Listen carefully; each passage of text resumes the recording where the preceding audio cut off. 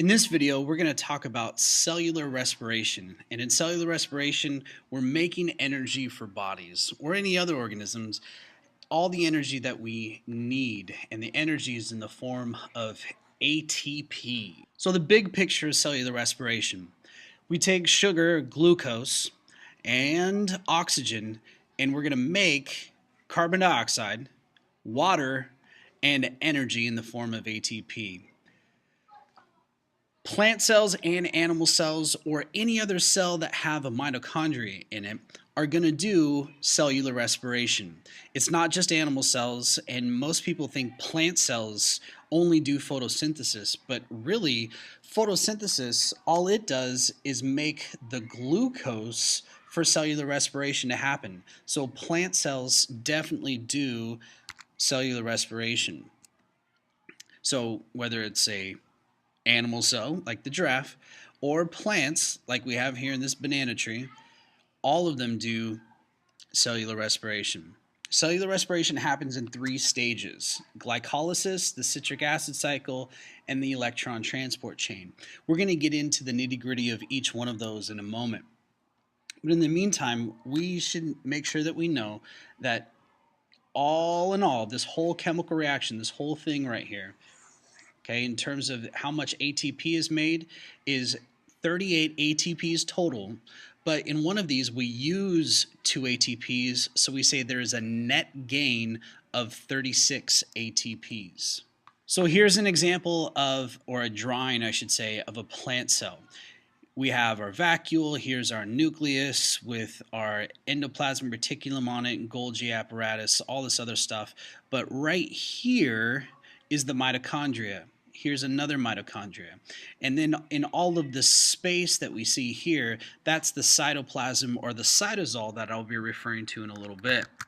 And here's an animal cell, a drawing. We have our nucleus, Golgi apparatus, ER, but here and here you see mitochondria, and then all of the space that we have in between the nucleus and the plasma membrane, this is all cytoplasm, or cytosol, like we said before.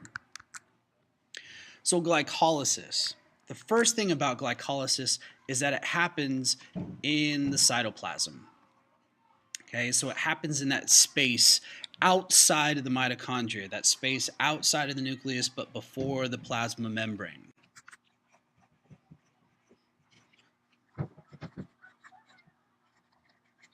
So glycolysis, what we're doing is we're taking glucose, which has 6 carbons in it, and we're going to break that down a couple of different ways. When we break it down, we're going to actually karate chop this guy in half, and we're going to make 2 3-carbon molecules.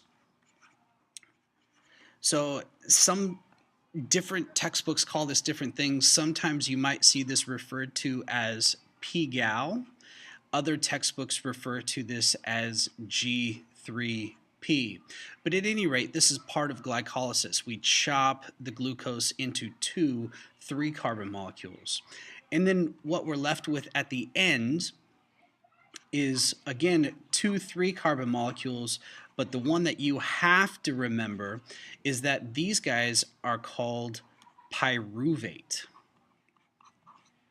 The pyruvate's important because it's going to come into context again later when we talk about the next stage. The other thing that's going on in here is that in this first step, ATP is being used. In fact, it's 2 ATPs that are going to be used in this first part.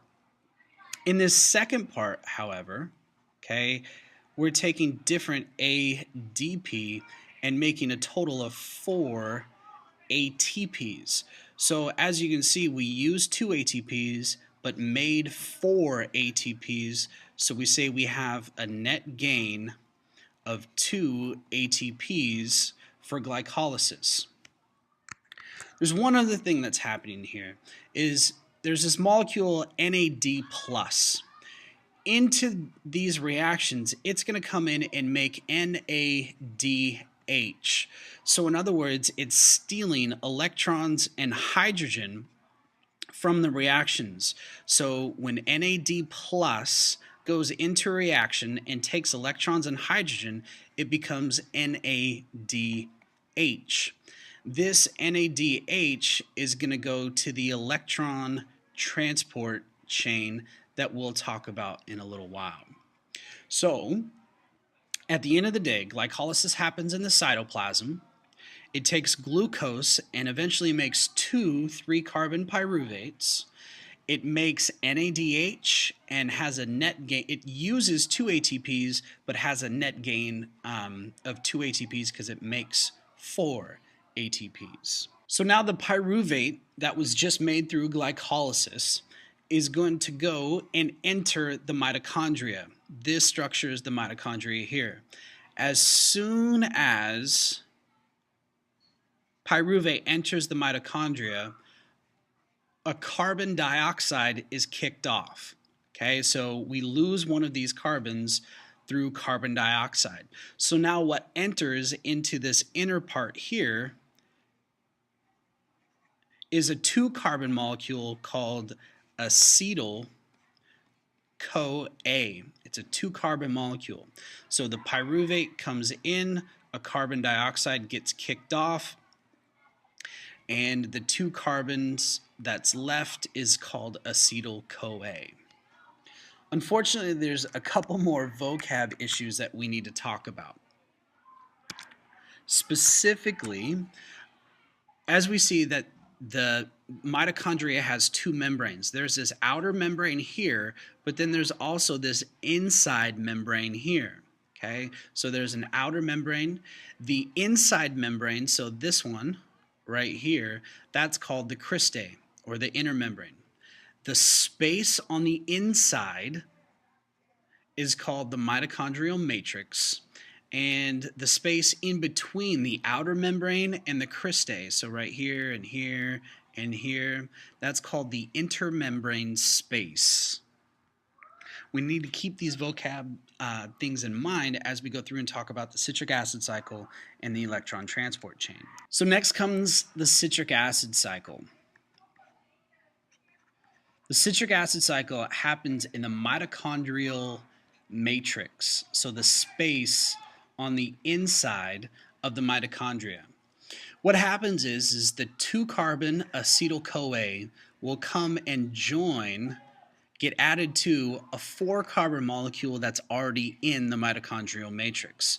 So what we're left with is a 1, 2, 3, 4, 5, 6-carbon molecule, and this 6-carbon molecule is called citric acid, and therefore the name of the cycle. There's going to be lots of different chemical reactions that happen as a course of the citric acid cycle. One of the reactions is going to kick off and make carbon dioxide. So at this stage, we would be down to a 5-carbon molecule. When some of these chemical reactions happen, again, NAD plus comes in, steals the electrons and hydrogen to make NADH. At other points in this chemical reaction, more carbon dioxide is made, so we're left with a 4-carbon molecule now. Okay. Also, ADP is going to come in and make an ATP. So far we've made 1 NADH, we made 2 carbon dioxides, and we made 1 ATP.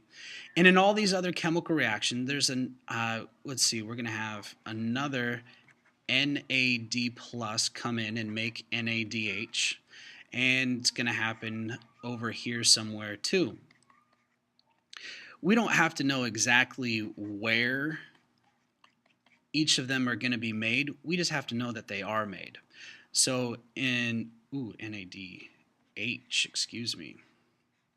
So right now we have 1, 2, 3 NADHs, 1 ATP, but there's one little extra one that acts a lot like NAD plus and NADH. It's called FAD. It's going to come in, and again, it's going to take electrons and hydrogens from some of these chemical reactions, and it's going to make FADH2.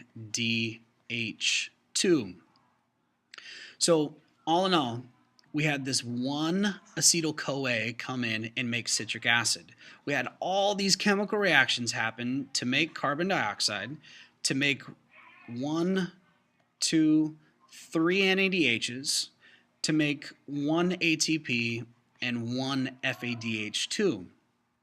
All of this is happening in the mitochondrial matrix, but here's the curveball. If you remember in glycolysis we made 2 pyruvates. So that means we're going to have 2 acetyl-CoAs. So one of the acetyl-CoAs will come around and make 3 NADHs, 1 ATP, and 1 FADH2.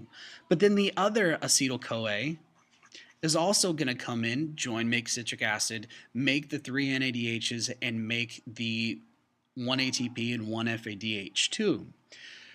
So for every molecule of glucose that goes into glycolysis, there's going to be 6 NADHs that are made, 2 ATPs that are made, and 2 FADH2s. The last thing here is to remember that the NADH is going to go to the electron transport chain, as is the 2 FADHs. They're also going to go to the electron transport chain. So up to this point right now, we haven't made a whole heck of a lot of ATP. We've made 2 ATPs from the citric acid cycle. We've made 2 ATPs as a net gain from glycolysis. So now let's talk about really where we're going to make the majority of the ATP, and that's in the electron transport chain. So here we have the electron transport chain, and here would be the cristae, which is that inner membrane of the mitochondria. On the inside is the mitochondrial matrix, and on the outside would be the inner membrane space. And then outside of here, this would be the cytoplasm of the cell, and this would be the outer membrane, if you want to take it all into perspective. So on the electron transport chain, on the inside, we have a series of different proteins. What happens is NADH is going to come up and it's going to drop off its electrons and hydrogen. So now it becomes NAD+, and it's going to go back to glycolysis or the citric acid cycle. Okay, FADH2 is going to do the same thing as well. Okay, it's going to drop off its electrons and hydrogen and become FAD, and again go back to glycolysis or the citric acid cycle. So these things kind of just shuttle back and forth, electrons and hydrogen, from glycolysis in the citric acid cycle to the electron transport chain. So in the electron transport chain, if this guy has electrons and hydrogen, it's going to pass the electrons and hydrogen to the next protein. Okay, and again, so now these electrons and hydrogen will get passed to this protein. Now this guy has the electrons and hydrogen, and as soon as this protein gets the electrons and hydrogen, it will pass the electrons and hydrogen to this guy over here. Now along the way, different proteins will take and pump the hydrogen into the inner membrane space side. So as all of these NADHs and FADH2 is giving the electrons and hydrogen, and the electrons and hydrogen are passed from one protein to the next, now it becomes tons and tons of hydrogen on the inner membrane space side, and not so much hydrogen ions in the mitochondrial matrix side. So we have a hydrogen gradient, or a concentration gradient of hydrogen ions. Lots of concentration here, not so much here. So this is where the, I'm getting ahead of myself. Let's go back here because we still have these electrons to deal with. This is where oxygen comes in. So now the hydrogen has been pumped into the inner membrane space. The electrons are going to go to oxygen. And we need to take a quick time out here, okay, so we can come back to this concept. So we dropped off, electrons, hydrogen passed, hydrogen's here, electrons went to oxygen. So the big thing here is we got this other protein on here called the ATP synthase complex. The ATP synthase complex is hanging out with a whole bunch of ADPs and phosphates sitting there. So what happens is the hydrogen ions, they want to go from an area of high concentration to an area of low concentration. So what happens is the hydrogen can only go through the ATP synthase complex. As it goes through the ATP synthase complex starts spinning.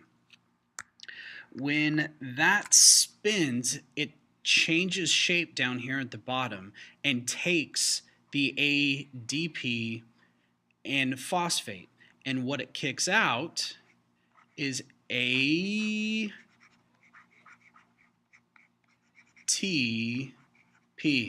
That's what it makes.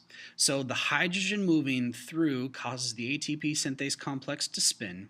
Spinning takes in the ADP and regular old phosphate to make ATP, or all of our energy.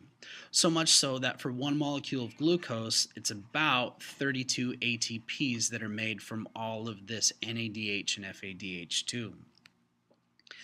The last thing that we said we had to take a quick time out to, so time back in, once the hydrogen goes through the ATP synthase complex and it spins and we make the ATP, the hydrogen combines with the oxygen to make water.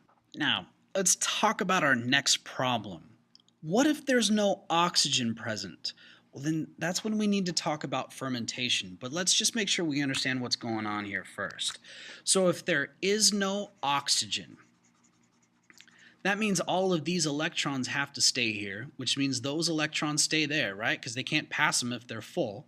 So those electrons stay and those electrons stay, which means NADH and FADH2 are stuck as NADH. They're stuck full of the electrons and hydrogen. They can't drop off the electrons and hydrogen, which means they can't go back as NAD plus to glycolysis or the citric acid cycle. So it's kind of like a domino effect if there's no oxygen present. It makes these guys forced to stay full of electrons and hydrogen. Well, fermentation helps us fix things a little bit. So what happens is, instead of having everything full of NADH, remember that glycolysis made pyruvate, and that was a 3-carbon molecule. So what lactic acid fermentation does is it takes that pyruvate, and again, it just is moving some chemical bonds around, but what it does is it makes lactic acid just by moving some things around. But by moving some things around, it takes the NADH and makes NAD+. Now the NAD+ can go back to glycolysis to make the pyruvate. Remember that in this process of making glycolysis, or going through glycolysis to make pyruvate, that we get a net gain of 2 ATPs. Now that's not a lot of ATPs, but at least it's some. And it's all in a response to not having the oxygen. The oxygen backs everything up. Fermentation happens to take the pyruvate that was made in glycolysis. It makes lactic acid, but more importantly, it takes the NADH to make NAD+. The NAD+ can now go back and go through glycolysis to make the 2 ATPs in the pyruvate. So you can see when there's no oxygen present, we have our own little cycle of fermentation happening. Usually if you go on a really long run, if you haven't gone on a run in a while, your muscles are sore the next day. Well, the reason your muscles are sore the next day is due to that lactic acid buildup in your muscles. There wasn't enough oxygen getting to those muscles, so it caused the lactic acid fermentation to happen. So in summary, cellular respiration takes glucose and oxygen to make carbon dioxide, water, and a whole bunch of energy. It's done by plant cells and animal cells or any other cells with the mitochondria. It happens in glycolysis, the citric acid cycle, and the electron transport chain. 38 ATPs are made total with a net gain of 36 ATPs, because remember in glycolysis we used 2 ATPs. The citric acid cycle makes 2 ATPs. The electron transport chain makes 32, so that's where we get our net gain of 36 ATPs for cellular respiration. And last but not least, lactic acid fermentation happens when there's no oxygen present. I hope we gained a little bit of information out of that, and that is all she wrote. It's like this and like that and like this and it's like that and like this and like that and it's like this. So just chill till the next episode.